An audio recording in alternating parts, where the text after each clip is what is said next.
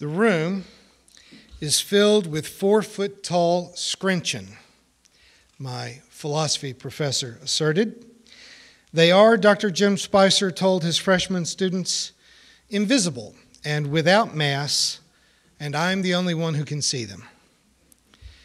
Dr. Spicer introduced me at the age of 18 to the concept of what is called an a priori truth claim, one that cannot be verified by external evidence, nor could the claim be subjected to any kind of test.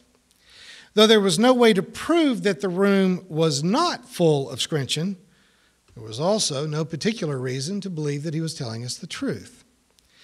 Still, I knew that I would be foolish to begin to live my life as if the room was crowded with these invisible beings.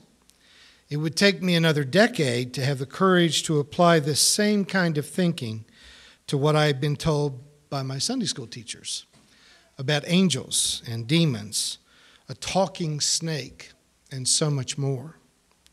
After years of trying to teach philosophy and religion to my own college students, I recognized the difficulty in trying to explain how a story can convey important life principles while not being either literally or historically factual. We believe much of what we believe because our family, our community, our church, or our nation has passed along those beliefs, and we would be out of sync with our world if we didn't appear to be going along.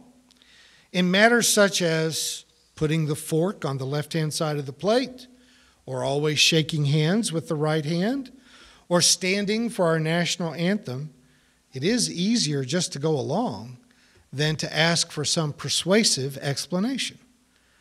But when it comes to being told that, for example, being a homosexual is a sin worthy of eternal punishment, or women cannot be leaders in faith communities, or that you must belong to one certain sect of one certain religion, or risk becoming anathema to the almighty creator of the universe, then some critical thinking is absolutely necessary.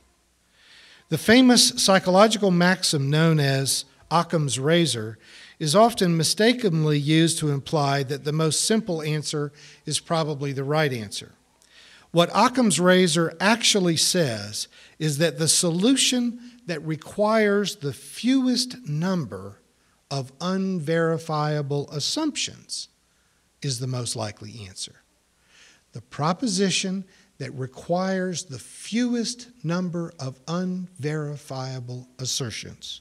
So if I ask you if the room is full of scrincheon and you consider that there's no detectable evidence for the presence of scrincheon except for some facetious philosophy professor who asks you to assume that he's telling you the truth, then the most obvious logical conclusion is that there are no scrincheon, because that requires no unprovable assumptions. You could be wrong, but there is no good reason to assume that you are. This becomes rather more complex, however, when it is authority figures, your parents, your friends, your classmates, and they're all fairly united in telling you that there are scrincheon in the room. Then you have to be more resolved in your application of critical thinking to avoid just falling in line with the generally shared faith in scrincheon. Of course, belief or disbelief in the existence of scrincheon does not affect how you will live your life. Assertions about heaven and hell, a final judgment, the nature of salvation, the definition of sin, those do matter. That changes everything. In fact, they matter more than anything else in life can conceivably matter, and yet, for the most part, there's not much more evidence to substantiate these supernatural claims than there are attempts at giving evidence to scrincheon. It simply doesn't stack up to critical analysis. There was a class once where Mel told me about a friend of his who had visited a medium when he was a member of the occupation forces in Germany shortly after World War II. And the medium had channeled the young soldier's deceased father. And the spirit told the soldier about the existence of a half-brother that he'd never known about, and the Spirit even revealed the half-brother's name and address. The soldier contacted the man and discovered that what the Spirit had told him through the medium was true. And so, Mel asks, how can you explain that if there's no life after death? So I ask, what did the medium tell him on his second visit? Well, he replied, he never went back again. Really? For a few dollars, you get to speak to your deceased father and discover an unknown brother, and you never go back again? You would not spend another $5? I'm not saying that paranormal events never take place. I can no more say that than I can prove that there are not angels or demons, or I can prove that there's no scrincheon hiding behind every tree and rock. But if a truth claim is not repeatable and testable, and here's the real point, lots of paranormal things may happen. People may have lots of experiences. But if the experience is not repeatable and testable, then you cannot expect anyone else to draw any conclusions from your very private one-time experience. They're like angel sightings or ESP experiences or visions. Not being repeatable and not being testable means that they cannot be persuasive in conversation with others. They may be life-changing for you, the individual at the time, but you cannot try to make that transportable because, as we begin with this quote from Bertrand Russell, just try not to believe things for which there's absolutely no reason to believe them. Now, the events themselves may be very powerful and life-changing for the individual, but their private experiences remain just that, private. Maybe even they are accurately describing an event, but it's also more likely that their memories become embellished in the retelling. As neurologists have been reporting in their research about the nature of memory, repeatedly telling a story often erases the actual memory, so that all a person can remember is their elaborately embellished account. They're not lying about the memory, not on purpose. They are giving an honest account of what they have access to in their heads, but what they have created in their head is an entirely fictional account. This is, of course, the problem that the Apostle Paul, the author and inspiration of much of the New Testament, faced when he sought to convert people that he encountered to the version of the Christian faith that was so important to him. Paul never met the living Jesus of Nazareth.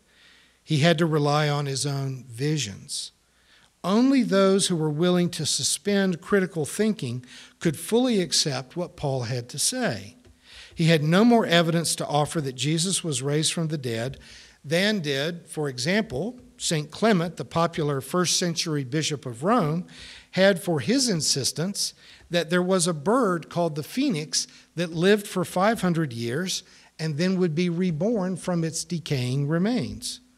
Like Paul, Clement tried to add weight to his claim by saying that the newly born phoenix was known to then carry the bones of the preceding bird along with the nest made of frankincense and myrrh and carry it to a particular temple in Egypt where the priests would record the date of the arrival of the new phoenix, and it was always on the same date every 500 years. Of course, there was never such a magical bird, but Clement had news of it from sources that he chose to trust, and this may be the more important part of that statement. He believed it because he wanted to believe it.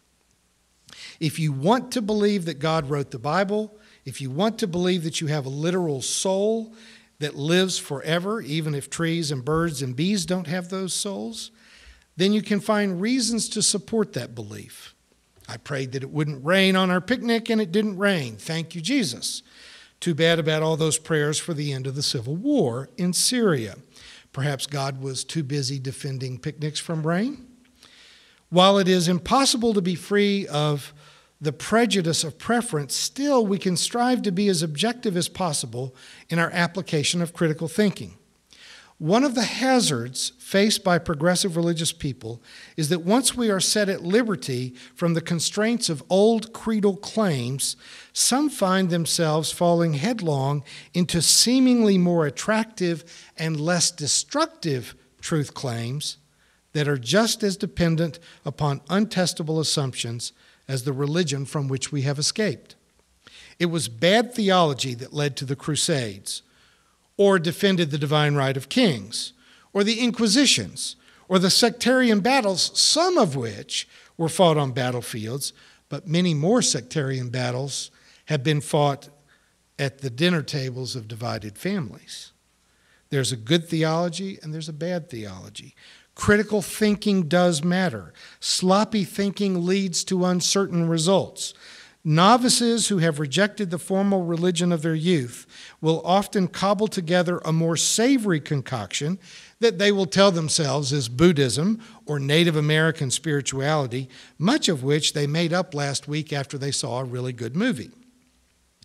But to call on Occam's razor once more, if they're trading one truckload of irrational assumptions for a new and more exotic-sounding truckload of irrational assumptions, the implications are likely to become equally unsavory.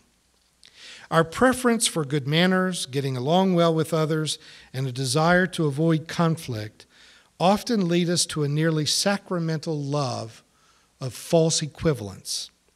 I would invite anyone who says everyone's religion is their own private choice, or simply to each his or her own, to take the time to visit their local shelter for victims of domestic violence or of teen runaways.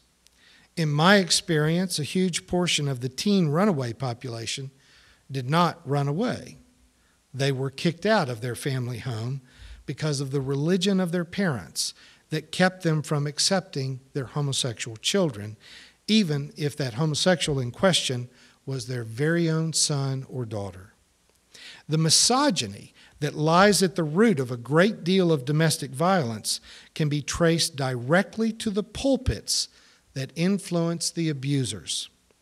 Mental health professionals have been trying to point out the connection between teen suicide and homophobic religious teachings for years. Sloppy thinking doesn't just lead to unnecessary feelings of guilt and fear, but sometimes there's actually a casualty count. And therefore, at the risk of alienating some for appearing to be impolite and lacking in diplomacy skills, I emphatically push for my peers in the religious world to be rigorous in their scholarship and in their critical thinking.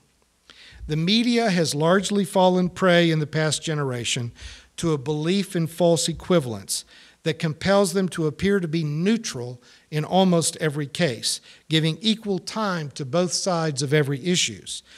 Sometimes the sides are not equal. Note that when almost any television news outlet talks about global climate change, they will give almost equal time to climate change deniers as they give to those who warn against human behaviors that are causing climate change. But among climate scientists, there's more than a 90% consensus that it is our consumption of fossil fuels that is driving the climate change. It should also be noted that many of the climate deniers are on the payroll of the fossil fuel industries. And yet a false value placed on neutrality prevents the news media from communicating important facts relevant to the survival of our race, to their audience. We can be thankful for civility in virtually every case, and yet the truth should not be sacrificed on the altar of being well-behaved. I'm grateful for editors and friends who help me to see the other side of issues about which I may have allowed my own emotions or prejudices to lead me astray.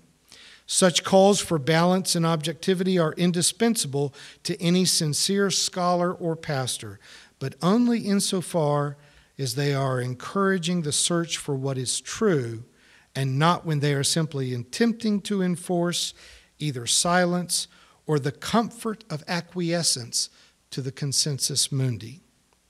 For many in the religious community, faith has meant the ability to believe as being true that for which there is little or no evidence.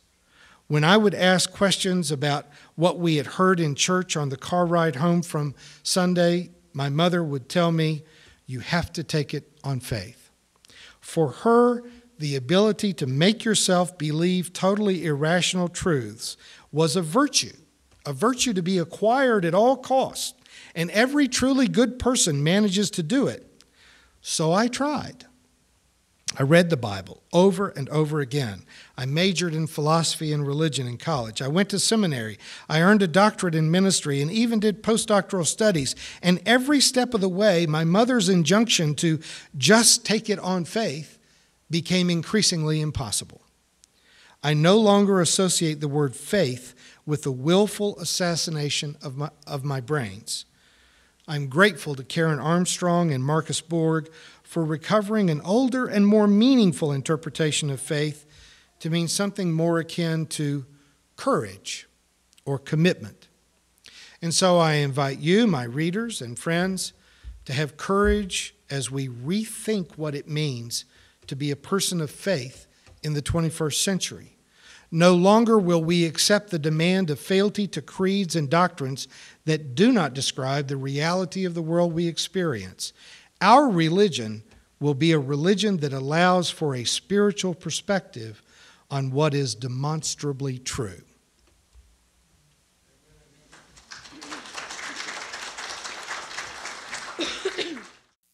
You've been watching a progressive Christian video from the Community Christian Church of Springfield, Missouri. We encourage our viewers to donate to our efforts in feeding the homeless and hungry of our community. Write to us at reverenddray@aol.com for more information.